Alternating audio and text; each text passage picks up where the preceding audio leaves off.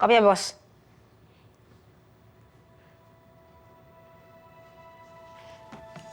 Okay. Papunta na si Boss Idol. Nagtatawag lang ng abogado para sa inyo. Ang bilin niya, huwag kayong kakausap ng kahit sino, lalo ng mga pulis. Ate, kamusta na po si Sporty? Nagpapagaling lang sa ospital. Susunod daw yun dito pag umukay na siya.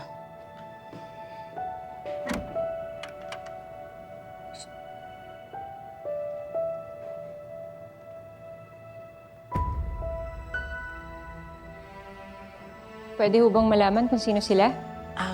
Eli po, segment producer ng Tirada Express. Tatanong ko lang bakit, anong business mo kay Mrs. De La Cruz? Kaibigan po kasi ni Boss Idol, si Mr. De La Cruz. Pinapunta po niya ako doon para mag-abot ng tulong sa kanila. Nakita ko kanina kinukumpronta mo tong mga Santa babies bago sila atakihin ng mga hard killers. Pwede bang malaman kung bakit?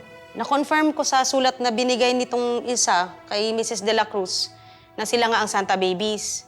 Sinasabi nila na hindi daw sila ang may gawa ng panluloob. Nung una, ayaw maniwala ni Boss Idol. Pero pagkatapos pagtangkaan ng buhay ng mga ito, ewan ko, baka maniwala na si Boss Idol ngayon. Sir, anong balita, sir? Nahuli niyo ba sila? Hindi eh. Natakasan kami ng hitman.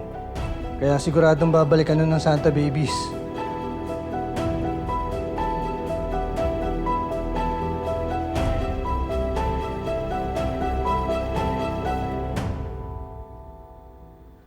For the record, mga katirada, matapos pagtangkaan ang buhay ng mga Santa Babies na mga hindi nakilalang guns for hire, aaminin ko sa inyo, nagbago ng tingin ko sa Santa Babies. Oo, mga akyat bahay sila at kailangan pa rin nila itong panagutan one way or another.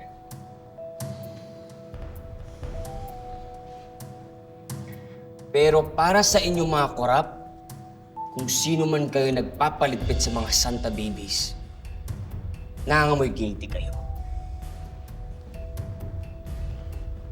Malalaman din natin ang katotohanan, nararamdaman ko.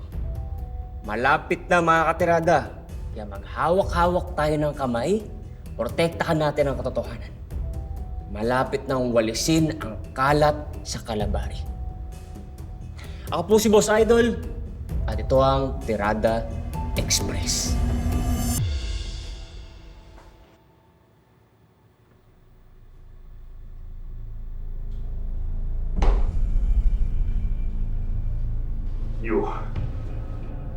You failed me! Ano nangyari? Boss, may mga dumating na pulis eh. Ganun na? Do you even understand what's at stake here? Ha? Oo? Opo, boss. Do you really? Naiintindihan mo ka talaga? Ngayong hawak na ng mga pulis yung mga Santa Babies, hindi natin alam kung sinong susunod nila ituturo! This can't lead to me! Hindi ako pwede madawit dito! Boss, hanggang hindi nila ginagawa yun, I still have time to finish this mission. Sige, sige. Ano? Anong plano mong gawin? Ha? Boss, magtiwala lang kayo ulit sa akin. I will fix it.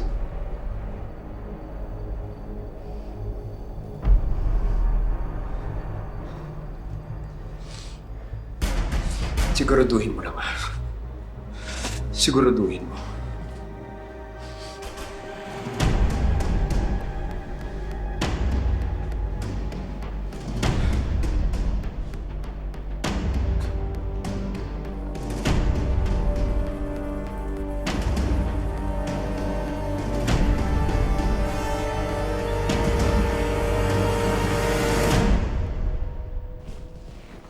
Sir. Sila ba Enriquez? Yes, sir. Silang tatlo po. Nasaan yung pang-apat? Dinala po siya sa ospital, sir. Nahimatay sa sobrang takot.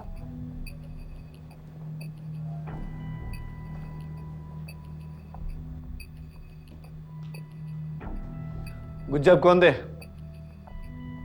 Good job, Enriquez. Sir, si Enriquez lang po ang nakahuli sa Santa Babies. Kami po ni Garcia, natakasan ng hitman eh. Yan ang priority natin ngayon. Ang safety nila. Nararamdaman ko, ito na yung hinihintay natin na big break.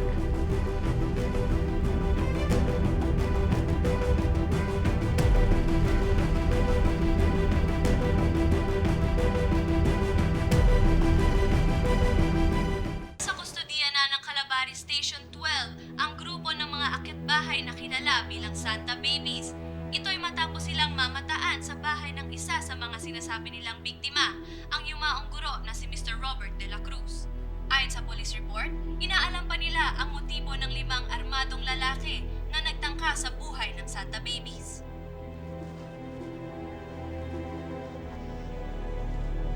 Mga apo ko. Alam mo, sabi ko ni, wala naman silang ginagawang masama eh.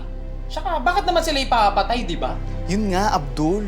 Palalim na ng palalim yung mga cover-ups tsaka twist ngayong Pasko. Parang tayo nanonood ng live teleserye. Ay, exciting! Ano exciting? Dapat pinagdadasal natin si Bobby. Malay mo baka mamaya balikan siya nung hitman. Ano mo, Lola, huwag mo masyadong isipin si Bobby. Wala namang siguro mangyaring masama sa kanya. Alam nyo, maganda na tayo ng dinner kasi sigurado ko pauwi na yun si Bobby. Tara na. Sige na, magluto ka na. Uy, sumama ka dito. Tara na. Teka lang, Lola.